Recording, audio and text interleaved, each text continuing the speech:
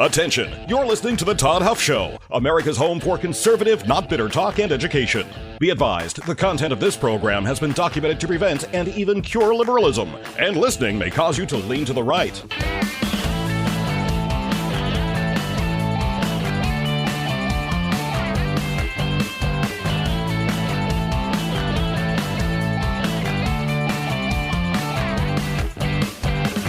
And now, coming to you from the Full Suite Wealth Studios, here's your conservative but not bitter host, Todd Huff.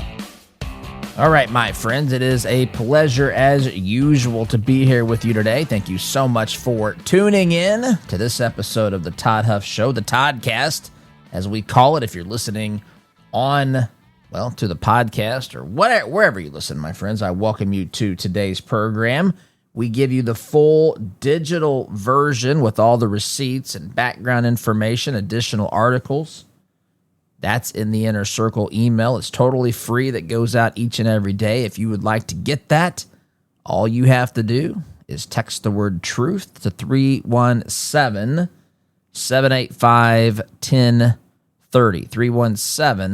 317-785-1030. You know, every time I say the phone number, which you can text your questions and things to that as well. Every time I say the phone number, I'm reminded of the stupid little joke that maybe mathematicians tell or dads tell as a dad joke or whatever. The old saying that says, why is 6 afraid of 7? Because 7, 8, 9. I don't know why. As a dad, as a lover of dad jokes, I love this. It's not 7, 8, 9, though it's 7, 8, 5, which I guess 7 can eat 5 if it wants as well. But anyway, that's how you can communicate with this program. And you'll find that's how you can get other information about things here from our advertisers and sponsors, which we're going to unveil in the days and weeks to come. So it's good to be here. Thanks for joining us, friends. Ever wish you had a whole team to manage a lot of your life, but to manage your financial life?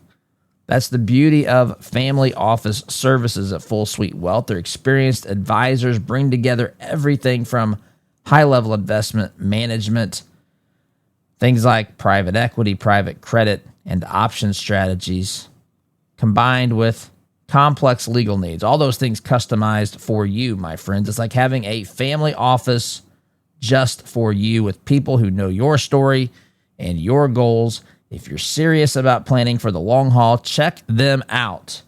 Check them out today, fullsuitewealth.com. That's the website, fullsuitewealth.com. Build your legacy, secure your future. Friends, I am a person who I've shared this before. I've always been very serious about this part of my job here, which my job as I see it, my job, the mission here at the program is to help others hear and receive truth. Now I say, look, we don't have it all figured out here, but it's tempting to think that we do. I understand if you tune in, you think, man, they've got it together over there. But there are some things that, listen, I don't understand everything in all seriousness here for a moment. But there are things that are true.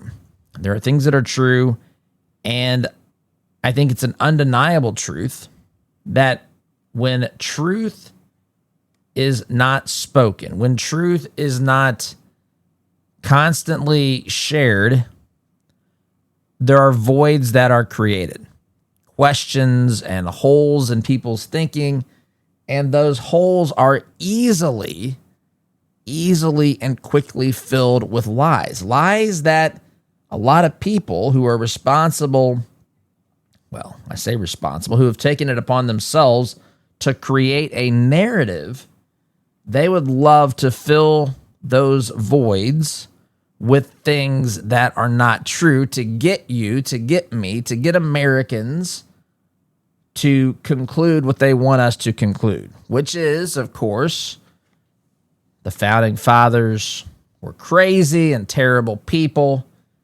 which includes the notion that America is not good as founded. and that we need things like a new Bill of Rights, which instead of telling us the rights and liberties we have, well, that's an antiquated notion. Some of these pointy-headed liberal knuckleheads and elites would tell you today. I heard them in my courses in college 20-some years ago. Heck, getting closer to 30. Actually started 30 years ago. They think that there should be a Bill of Rights saying what the government should provide, which you have a right to get from the government, which is antithetical to our Bill of Rights, our concept of liberty and limited government and so forth. These people love power.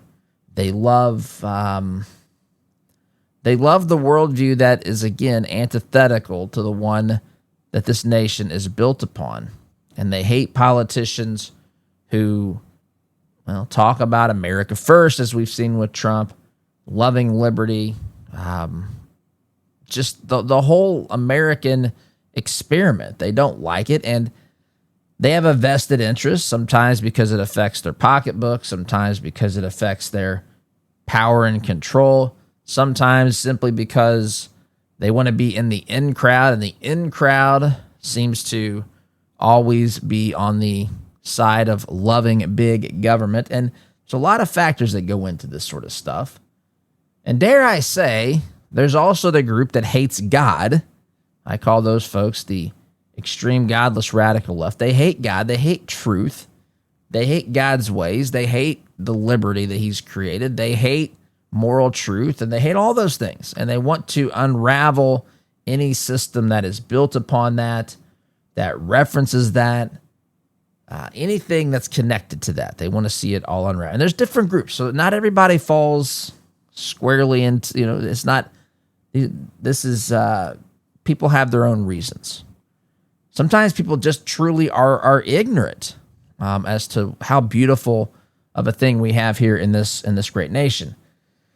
And so my job, as I see it, is to come on here every day and to try to expound upon that, try to share that, try to articulate it. And I use stories of news events to talk about it. And typically I like to use those stories to springboard into deeper truths, not just, I got to tell you, and I've shared this before, I don't really like politics. That might surprise people. I love talking about the big ideas and why these things matter. I don't get a lot of pleasure out of talking about he said, she said. It just feels bleh to me. I really want to get to the heart of the problem. And oftentimes it's well beyond those sorts of narratives. And let's be honest, when it comes to saying something that happened in the inner workings of our government or behind closed doors, it's really impossible to know who to believe. But what isn't impossible to believe is the truth. The truth which supersedes all of these things. The truth which is planted in our hearts, which is there, I think, for us to understand and develop to some degree, some basic truths, but also some things that are revealed to us, things that we have learned throughout history, throughout the types of governments that have existed, throughout the types of worldviews that we've seen, why things work and things don't work, all that sort of stuff. And I try to unpack that here in a way that's, digestible and entertaining and fun to some degree, but thought-provoking as well. And that's what I try to do on this program. And as part of that, I have, of course, read and listened to and studied some great conservative thinkers. Of course, you know that I'm a huge believer in the importance of a biblical worldview. That's critically important. In fact, yesterday, I'll tell you, my family, we do a Bible study. My family, my 3 kids, my wife and I, every day. And yesterday, we're going through the Psalms, and typically, depending upon the length of the Psalm, we'll do 1 or 2. There might have been times when there's been several in a row that are small. We've done 3. But yesterday, we read the longest the longest chapter in the Bible, Psalm 119. There's 176, I believe, verses. And we read that yesterday. It's a beautiful psalm. And we talk about it, and we try to answer questions, and, we try to teach the kids to think about these things on their own, not just memorize. Memorizing is fine. I'm not here to bash it. Not just memorize something, but wrestle with the text, wrestle with the truth. What is this saying? How does this apply to me? What does this tell me about the creator of the universe? So those sorts of things. And to have an understanding of why, not just to be someone who's programmed, you better think this, go memorize this, and come out and tell me what it says. No. Let's talk about this. Let's understand that there's tension here, right? When you read the Bible, there's tension when you read stories in the Bible about people. In fact, one of my favorite stories in the Bible is the story of Shadrach, Meshach, and Abednego. And I don't want to get into this, and I don't want to. I mean, I do. Part of me does. I don't want to turn this into a Bible study today. I'm just talking about truth and the importance of these things, and just the wrestling the tension out, because there is tension here. But there's a story of these three young boys, Shadrach, Meshach, and Abednego. They were taken away by the Babylonians in exile, and they were not allowed. They were not supposed to be bowing down to Yahweh. They were supposed to be bowing down to this king named Nebuchadnezzar.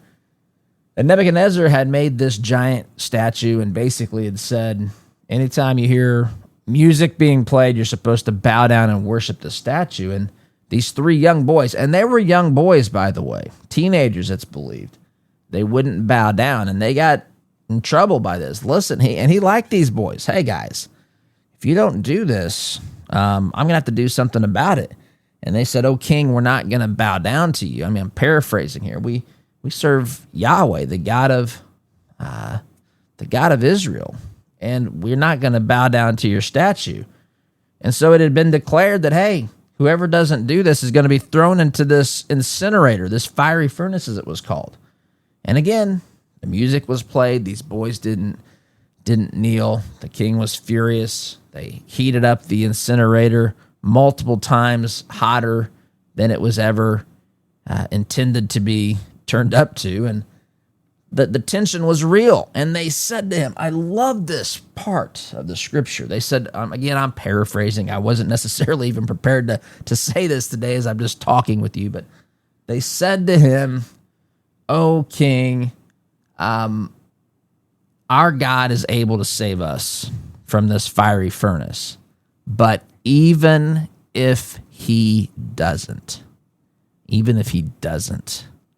we're still not going to submit to what you're telling us, because it is objectively wrong according to what God tells us to do.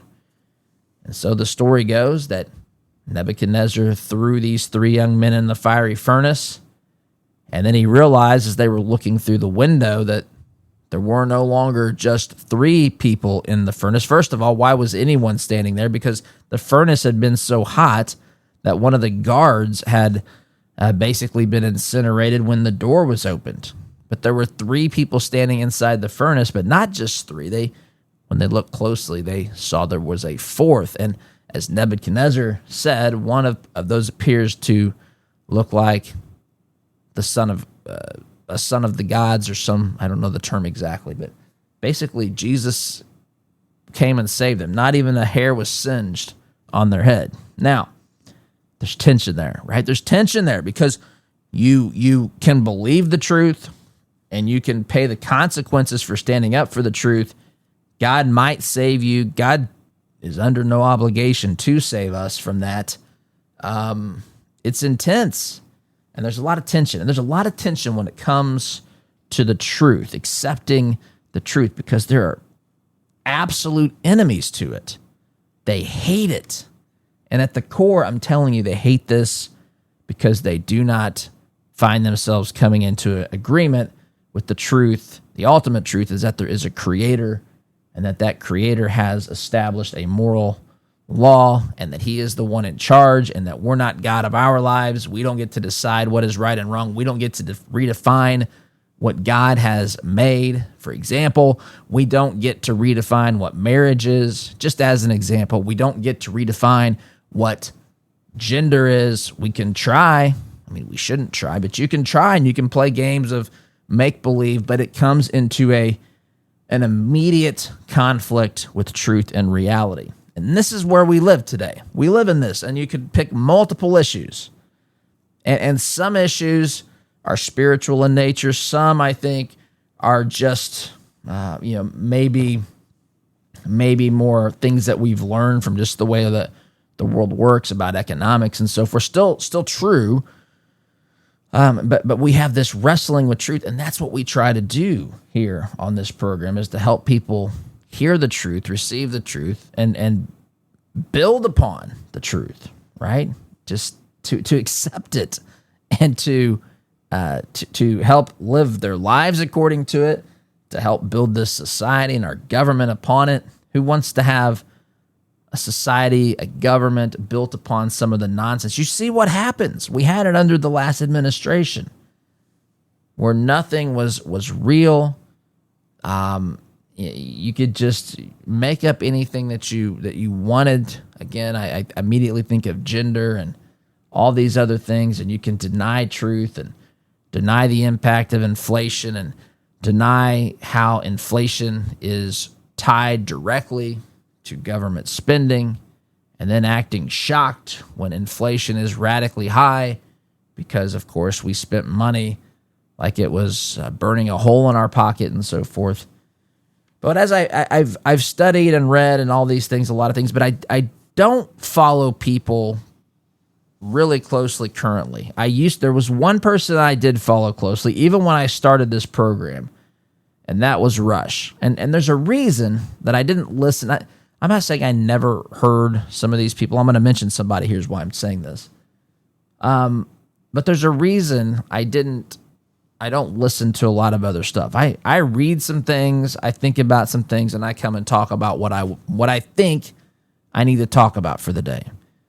I probably hit a home run with it most days, but some days and maybe not. But the point here is that that's how I do this. And so I don't listen to other voices, because I think sometimes if I listen to other voices, they might end up, some of that might end up coming through. And I want it to be my genuine perspective. And so now I would listen to Rush, because Rush was truly the best who ever did this. Everybody else was playing for a distant second, and I mean a very, very distant second. But anyway, so I didn't know this until I read this. This is the headline in the New York Times. Tucker Carlson says he is tormented by his past support for Trump. Now listen, I'm not probably as familiar with Tucker Carlson as most of you are. I don't know if that's true. I just don't listen regularly, but I'm aware of obviously Tucker Carlson. I mean, my awareness and my memory of Tucker Carlson goes way back in time, back to when he was on some of those news shows when he would wear a bow tie, maybe like Face the Nation. I don't know if it was that one, but it was something like that. I remember years and years ago seeing Tucker Carlson on there, and then of course he had a bit of a, I don't know, metamorphosis, or he developed and changed, as we all do to some degree. And of course he ends up with a show on Fox, and then he gets into hot water with Dominion voting systems there and all this sort of stuff, and lawsuits and everything else, and ends up parting ways with Fox, starts a podcast, and has been doing that now for some period of time. Apparently, he was talking with his brother on the program, his brother Buckley, who was a former speechwriter for Trump, and Tucker Carlson said he's tormented by his past support for Trump. Now, I've got all this in today's stack of stuff, which again goes out through our Inner Circle daily email if you want to get this stuff and read it, or you can Google it. That's fine too. We just put this at your fingertips if that's easier for you. If you want to get the newsletter, it's free. Text TRUTH, TRUTH, TRUTH to 317-785-1030, and you'll get this stuff. But I'm going to read a part of this today, New York Times. Here's the subheadline. I want to say I'm sorry for misleading people, said the conservative commentator who has broken sharply with the president over the war in Iran. Written here by Tim Balk. This was written a couple of days ago. Here we go. Tucker Carlson, who was often at Donald J. Trump's side during the 2024 presidential campaign, is now expressing remorse for that support, saying he will long be tormented by his role helping Mr. Trump return to the White House. Mr. Carlson, a titan of conservative media who has broken sharply with Mr. Trump over the war with Iran, acknowledged that he was part of the reason this is happening right now, referring to the conflict. It's not enough to say, well, I changed my mind, or like, oh, this is bad, I'm out, Mr. Carlson said in an episode of his podcast released Monday. It's a moment to wrestle with our own consciences, Mr. Carlson said on the podcast, speaking with his brother Buckley, a former speechwriter for Mr. Trump. We'll be tormented by it for a long time. I will be, and I want to say I'm sorry for misleading people. So, I'll read a little bit more here as I'm looking at where I want to stop. Mr. Carlson, a former Fox News host and a longtime opponent of American foreign interventions, has feuded with Mr. Trump and his allies for weeks over the war, which most Americans oppose, according to opinion polls. He appeared particularly appalled by a threat Mr. Trump made to Iran on social media on Easter Sunday, that the country would be, quote, living in hell if it did not open the Strait of Hormuz, the vital shipping route that has been clogged during the war. After the post, Mr. Carlson urged White House officials to stand up to the president, saying that Mr. Trump's behavior was, quote, evil. All right, so it's what I want to unpack a little bit here today. We've talked a little bit about some of these things. We've talked about the tweets, the posts, and everything else. But I want to dig a little bit deeper into this today and talk about this as openly and as honestly as I can. I don't see it this way at all. I don't say it all. I can understand where he's coming from. And there's things that I agree with Tucker Carlson on, but I don't agree with this conclusion. I also, as you have heard me say before, I marvel at some folks' inability, and I don't mean this as an insult. I just marvel at the inability to still, after all of these years, not understand some of the basic ways in which Trump works. With some of these reactions to his social media posts and so forth. As I've said before, and I'll say again, Iran with a nuclear weapon is infinitely worse than anything President Trump can say. Anything, my friends. I got to take a break, though. Quick time out. You're listening here to Conservative Not Bitter Talk. I'm your host, Todd Huff. Back in just a minute.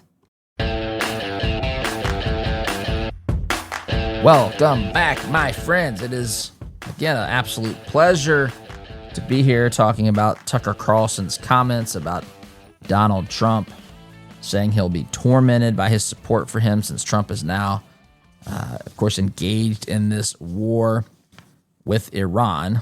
We'll continue with that here in just a moment. But friends, if you're curious about Kratom or just trying to figure out who to trust, let me introduce you to Christopher's Organic Botanicals. Family-run company. They offer natural, lab-tested Kratom, not the synthetic junk that has given Kratom a bad name. Christopher's is about real Kratom that's responsibly sourced, that's tested for purity. They work directly with Indonesian farmers. They follow the same traditions that have been trusted for generations. There's no gimmicks, no shortcuts, none of the garbage that you find out there. Just a clean, honest alternative for people looking for more natural ways to support their health. If you've done your research and decide that this is something you want to try, you can start with the Kratom Starter Pack. It's a great way to begin. Coupon code Todd Huff will save you 10% on your purchase. Christopher'sOrganicBotanicals.com. That's Christopher'sOrganicBotanicals.com. Truth, tradition, transparency. Okay. So let's summarize this. Tucker Carlson says he's going to be tormented for his support of Donald J. Trump. he's out there saying that he misled people or he got something wrong, which that's something I want to pause and just spend a moment talking about.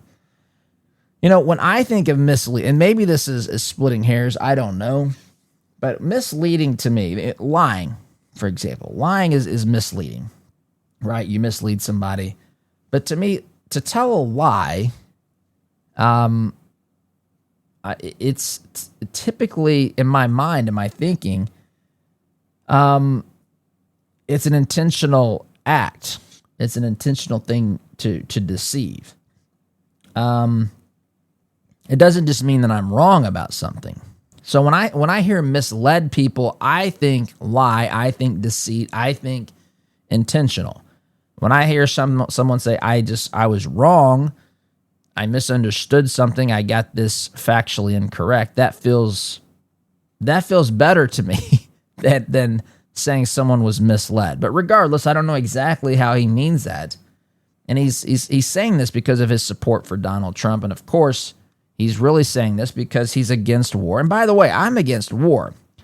But here's what I think some people still don't fully, I don't want to say grasp, because Tucker Carlson's clearly a very intelligent guy, but just haven't really come to full terms with, is that if someone is hell-bent on creating conflict, at some point, the only choice the other side has is to decide who's going to bear the cost of this. So if you're in I don't know, if you're on the school playground and the bully has backed some kid into the corner and is taking his lunch money and is pulling his fist back, at some point, we either decide the violence has been decided at that point. Again, it's a metaphor. It's not perfect, but you get the idea.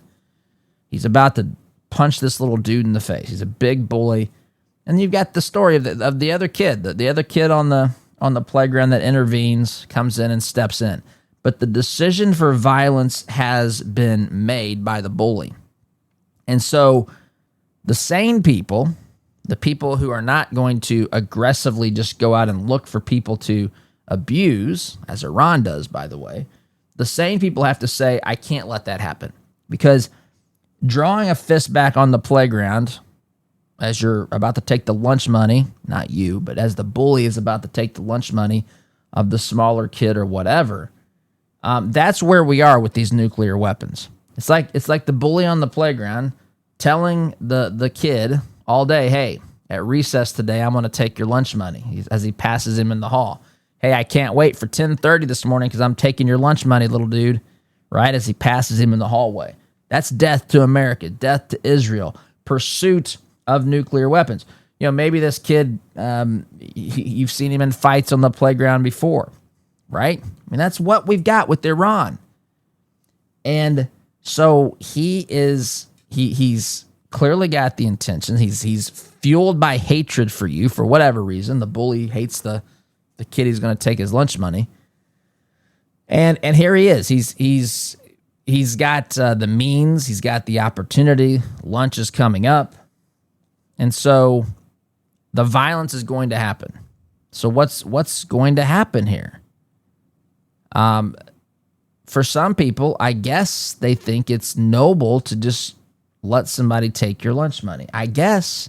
I don't think that way. I don't know where people get these things. I don't know that. I understand it should be avoided at all costs. That's what we taught our kids. In fact, I remember when our oldest now, he's 16, soon to be 17. When he was a little guy, we were going to church, and he was we were taking him to the farm, is what they call it there, and little kids are in there for the Bible stories and the games and all that, whatever they're doing, and there was a kid that he said was, I don't know, pushing him down or had hit him or something like that. And I told him, I said, if he does it again, you got to hit him back. And he looked at me like I was a crazy guy. And I said, I don't want you to get him down and pound him. I don't want to ground and pound. I don't want any unnecessary stuff. But if he's going to do this, you're going to have to stop him. This is a life lesson. And I remember taking him into that farm that morning, and I told the people there, I said, listen, there's a little boy here. My son says his name is this. I said, I don't know anything other than what my son says. I just want you to know what I told him.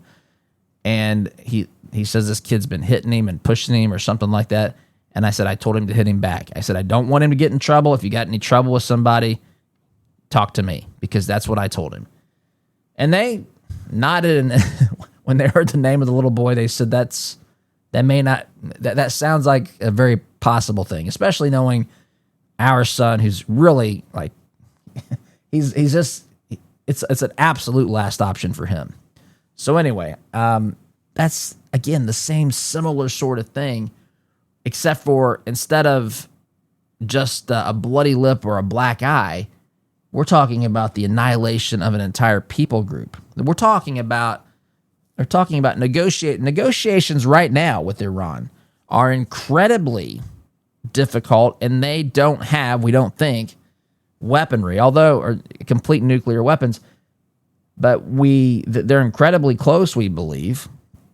And the Iranian military leaders have hinted at having some news for Trump, saying we're going to reveal our cards later or here very soon, to show them that the military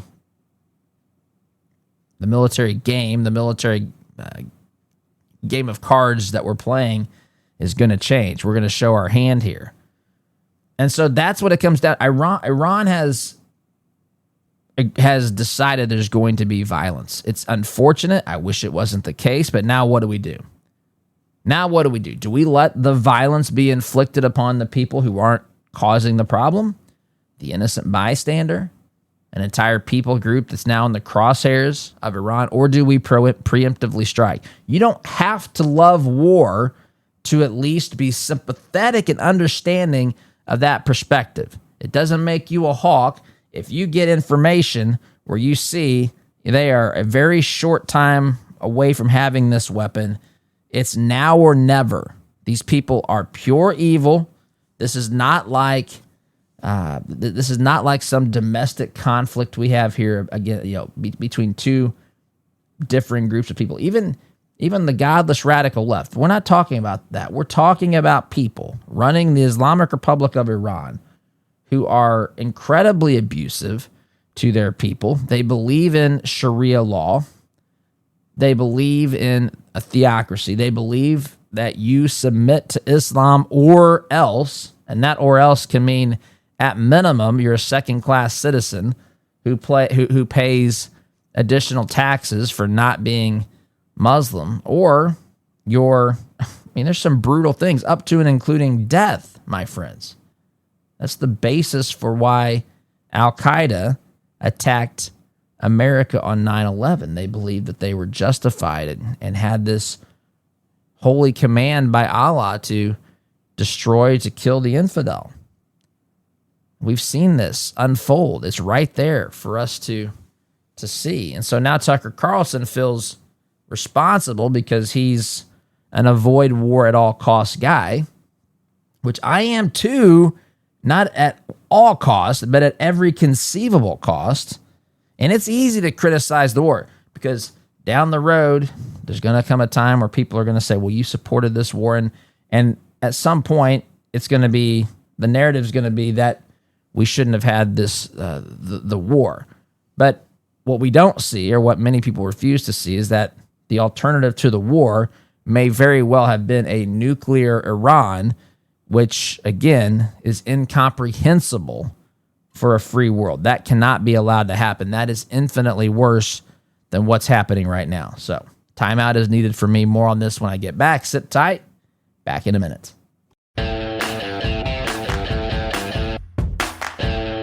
Welcome back, my friends. Third and final segment of the program today, talking about Tucker Carlson's comments about being tormented for his support of Donald J. Trump.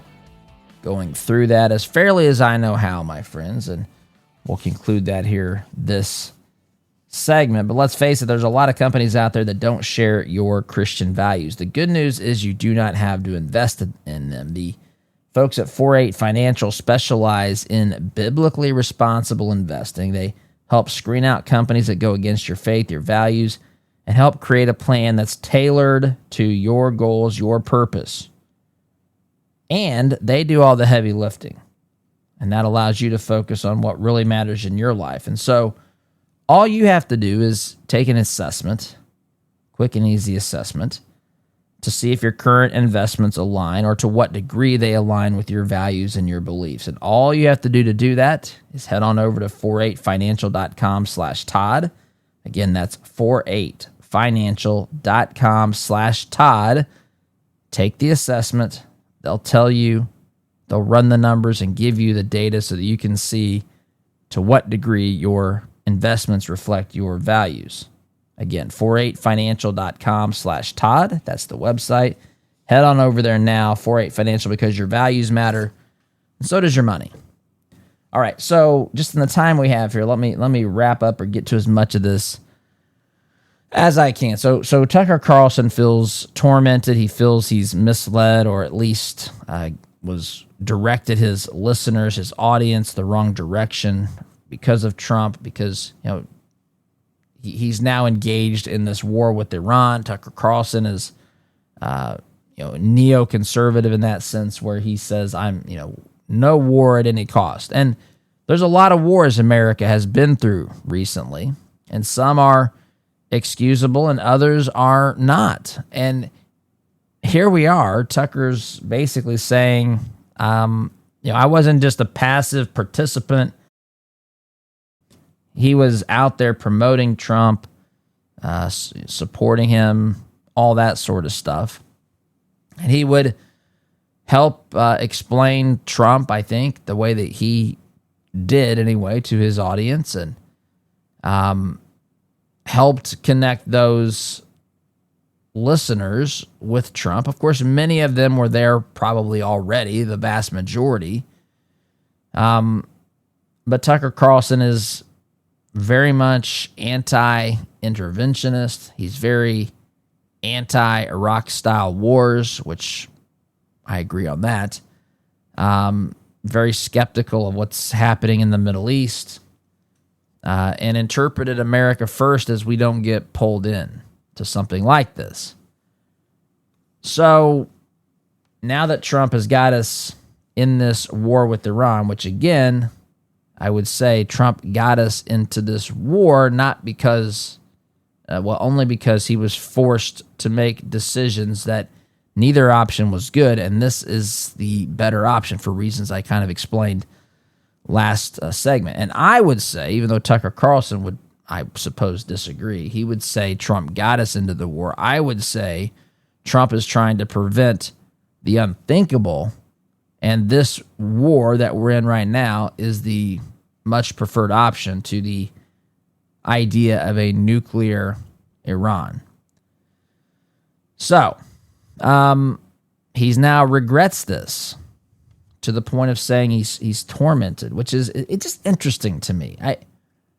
I don't, does he feel like Trump lied about being against wars? I mean, Trump obviously has talked about getting us out of wars or keeping us out of wars. But again, to me, I don't, it's kind of self-evident that there is a difference. There's a difference between avoiding war and trying to prevent something catastrophic, like a nuclear war.